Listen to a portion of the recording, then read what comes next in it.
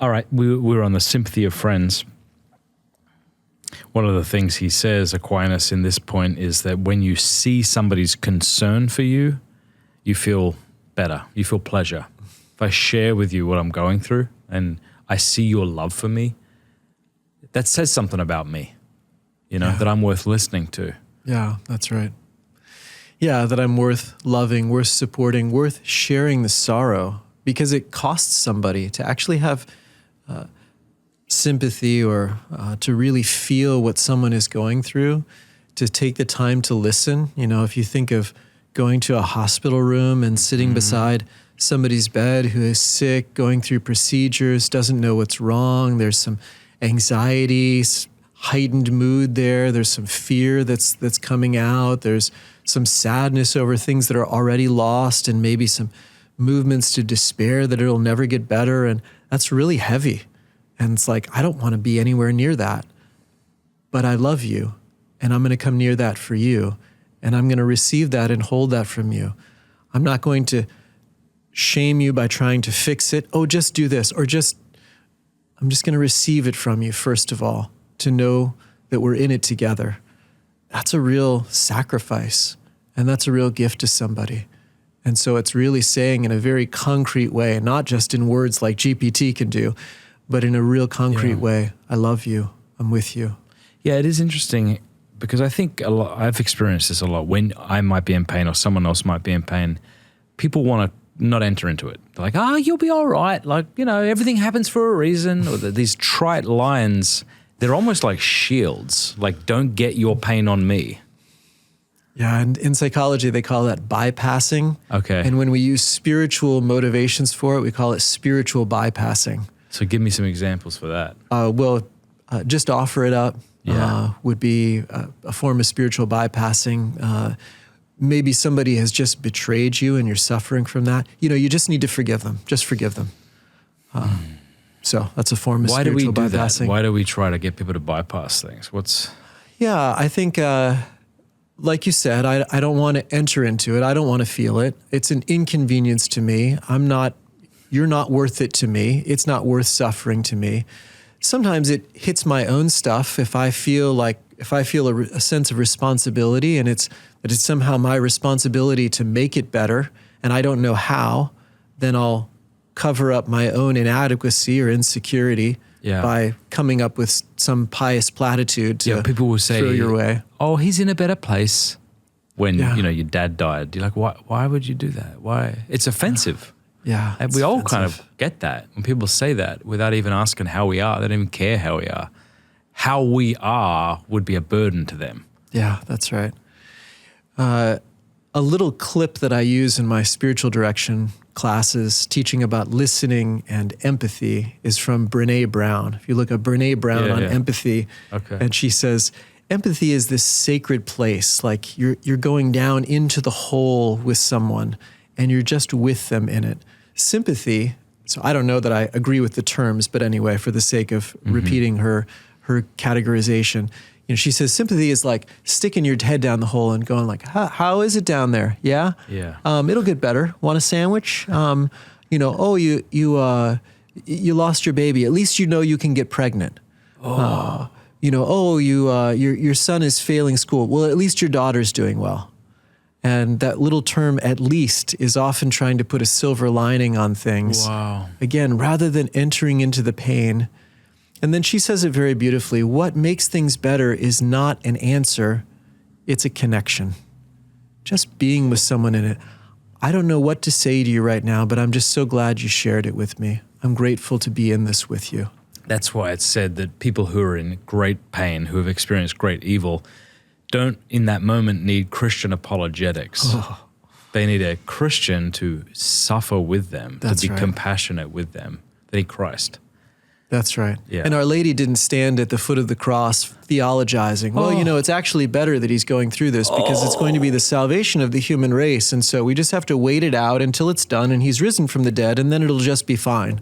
What would that have said about Mary's relationship with herself if we don't want to come close to blasphemy, but I mean, what would that say about someone who was doing something like that? Yeah. That they're just not in touch with Well, we see that the perfection is not in coming up with the answer. The perfection is being able to enter into the compassion. So Our Lady demonstrates for us what the path is towards that perfection of love. Again, not that the answers don't matter, and thank God for good theologians who can think through things, but that's not the most important thing. The foundational thing is the bond in love. And it's very true. So again, I'm going to borrow from Conrad Bars a little bit, but we do move into our heads to protect ourselves from what we're not able to hold, the pain that we're not able to enter into. And so we can dissociate, and theologizing and intellectualizing, rationalizing, being up in our heads, to say it colloquially, is a way of dissociating from the pain. So yeah, Our Lady would have not been able to enter into the pain of that reality and would have been escaping from it in a certain way.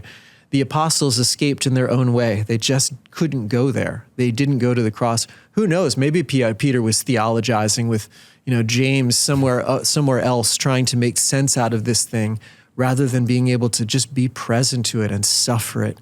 And by that bond of suffering, to be brought through it into the new life of resurrection. That makes me think of when someone in the family dies. It's easier perhaps for some people to just busy themselves with the details, to be a genuine help to those around them and to the people who are grieving, rather than to enter into it. Yeah. And going back to our first remedy for sorrow, there's a certain pleasure in carrying out the details. Yeah. And that can be a helpful breather, get a little bit of breathing room from the sorrow, and then to be able to enter into it. We just can't stay at that distance. We can't stay dissociated. We can't keep ourselves removed from it. Again, I think it's important to be gentle with ourselves in terms of how much we can handle and not shame ourselves. You ought to be able to enter into it. You ought to be, okay. If you can't, that's fine. Recognize it.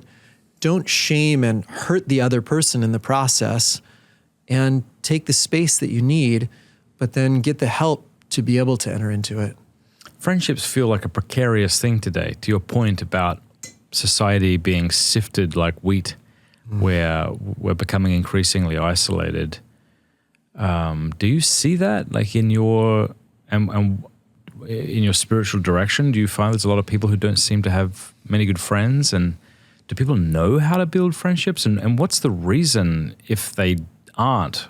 Is it that people move so frequently? Is it that they're engaged in their devices and so don't have time for actual relationships? Of course, there's this term called ghosting, where we just sort of back away from people entirely.